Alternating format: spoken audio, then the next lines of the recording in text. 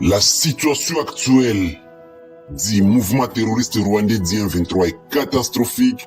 La situation actuelle du M23 est très dure. La situation actuelle du Rwanda est purement catastrophique. Le Rwanda n'a plus de ressources nécessaires pour continuer à soutenir le mouvement terroriste, ce mouvement terroriste rwandais qu'il a créé. Le M23 n'a plus de moyens adéquats à continuer à faire face à la progression des FARDC des restants patriotes Maïmaï.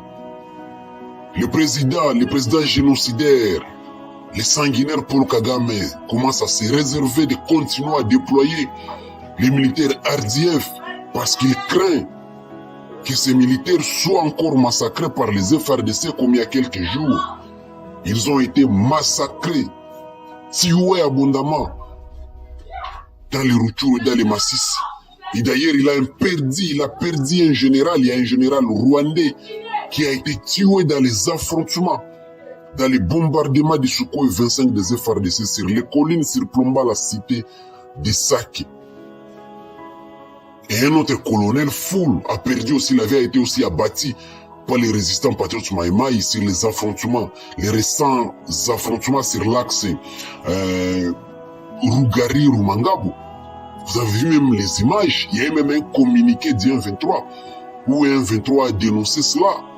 On est en guerre, on tue votre colonel, il faut dénoncer. Bon, on ne comprend pas dans ce que c'est la guerre.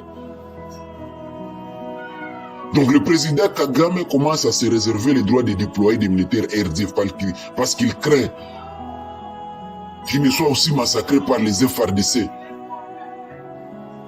Les militaires du M23 commencent à manquer à manger. Ils n'ont plus de la motivation. Il y a déjà un problème de commandement dans leur mouvement. Les militaires du M23 commencent à se retrouver en divagation. Et chaque fois, ils tombent dans des embuscades tendues par les résistants patriotes Maïmaï. Chaque fois, ils reçoivent des attaques, des autodéfenses et ils perdent des positions. Il n'y a plus de la motivation au sein du M23. Les autodéfenses commencent à profiter.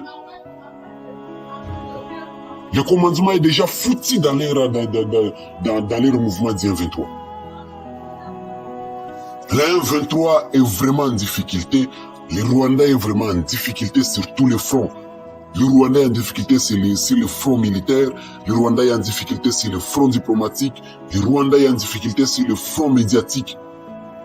Le Rwanda de Kagame commence à mener une stratégie d'axifie de la ville de Goma. Il a commencé ça bien avant.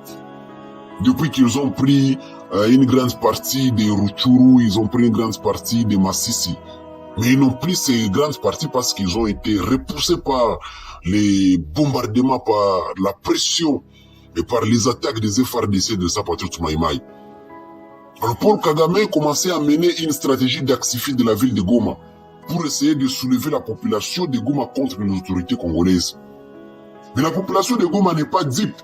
La population de Goma qui a tout compris et qui s'est rangée derrière les FARDC, continuent à retirer leur soutien, aux FARDC et au commandant suprême des FARDC, mais aussi aux groupes armés d'autodéfense. Allez.